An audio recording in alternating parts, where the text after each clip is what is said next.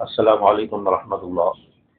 ابھی social media پر مفتی طارق مسعود صاحب ایک بہت بڑے عالم دین ہیں، بہت بڑے مبلغ ہیں، ان کے حوالے سے بہت ہی غلط خبر چل رہی ہے کہ انہوں نے معاذ اللہ رسول اللہ صلی اللہ علیہ وسلم کے بارے میں کچھ گستاخانہ الفاظ استعمال کیے ہیں اور قرآن پاک کے بارے میں گستاخی اور توہین کی ہے۔ بات کرنے سے پہلے تھوڑا انسان کو سوچ لینا چاہیے کہ ہم کس شخصیت کے بارے میں بات کر رہے ہیں۔ ایک عالمی لیول کے آدمی، ایک عالمی لیول کے شخصیت جن کے دنیا بھر میں فالوورز ہیں، ملین میں ان کے فالوورز ہیں اور پوری دنیا میں ان کا نام ہے اور لوگ ان کو سنتے ہیں، اور ایک بہت بڑا نوجوان طبقہ ان کے ساتھ ہے اور ایک بہت بڑا اجتماع ہوتا ہے ان کے بیان میں اور پوری دنیا میں سنا جاتا ہے۔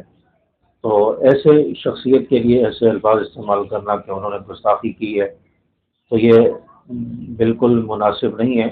اور پھر مفتی طارق مسعود صاحب کا وضاحتی بیان بھی آ چکا ہے، اور اس وضاحتی بیان میں انہوں نے کہا ہے کہ میں نے بظاہر کوئی گستاخی نہیں کی، اور وہ کلپ بھی انہوں نے اس بیان میں ایڈ کیے ہیں جن کے اندر اس طرح کی کوئی بات ہے، تو اس میں بظاہر کوئی عنصر نظر نہیں آتا۔ ایک علمی بحث پر انہوں نے بات کی ہے، علمی بحث ہے، اور عربی گرامر کے اعتبار سے قرآن پاک کے ایک لفظ کے بارے میں انہوں نے ذکر کیا اور یہ فرمایا کہ یہ لفظ بھی اللہ تعالیٰ نے قرآن مجید میں باقی رکھا ہے، اتنی حفاظت فرمائی ہے۔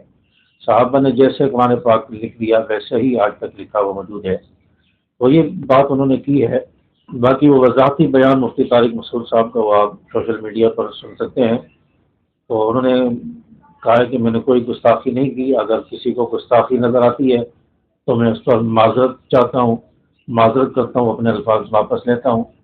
مفتی طارق مسعود صاحب ایک بہت بڑے عالم دین ہیں، اور ان کی جو پذیرائی ہے، ان کی جو عزت ہے، ان کو جو اتنی سوشل میڈیا پر ان کو پذیرائی مل رہی ہے اور ان کو اتنی عزت مل رہی ہے، ملین میں لوگ ان کو سنتے ہیں، تو حاسدین کو یہ چیز برداشت نہیں ہو رہی۔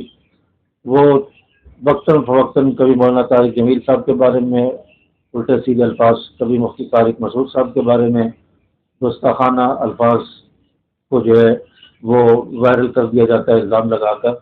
تو حالانکہ مفتی طارق مسعود صاحب ایک اہل حق عالم دین میں سے ہیں اور بہت بڑے نامور عالم دین ہیں، تو انہوں نے معذرت کر لی ہے۔ تو علماء کے بارے میں ایسی باتیں نہیں کرنی چاہیے بغیر تحقیق کے۔ تو علماء انبیاء کے وارث ہیں، العلماء ورثۃ الانبیاء۔ انبیاء کو جب لوگوں نے نہیں چھوڑا، انبیاء کو لوگوں نے جھوٹا کہا، شاعر مجنون کہا، جادوگر کہا، جھوٹا کہا معاذ اللہ، تو انبیاء کے وارث جو علماء ہیں ان کے بارے میں بھی اس طرح کے پھر الفاظ استعمال کرتے ہیں لوگ، اور اس طرح کی زبان اور اس طرح کے کلمات و الفاظ استعمال کیے جاتے ہیں۔ تو بہرحال علماء جو ہے انبیاء کے وارث ہیں، اور جو ان پر تنقید کر رہے ہیں وہ ابو جہل اور شیبہ کی اولاد سے ہو سکتے ہیں، ان کے پیروکار تو ہو سکتے ہیں لیکن وہ اہل حق نہیں ہو سکتے، مسلمان نہیں ہو سکتے۔ تو اس لیے کسی عالم دین پر تنقید کرنے سے پہلے بات سوچ لینی چاہیے، سمجھ لینا چاہیے، بات کی تحقیق کر لینی چاہیے کہ واقعی کوئی ایسی بات ہوئی ہے یا نہیں۔ تو مفتی صاحب نے معذرت کر دی ہے، اور مفتی صاحب ایک نامور عالم دین عظیم شخصیت ہیں۔ تو اللہ تبارک و تعالیٰ سے دعا ہے کہ اللہ تعالیٰ مفتی طارق مسعود صاحب کو لمبی زندگی، لمبی عمر عطا فرمائے، اور ہر قسم کے شرور سے اور حاسدین کے شر سے اللہ تعالیٰ ان کی ہمیشہ حفاظت فرمائے۔ السلام علیکم ورحمۃ اللہ۔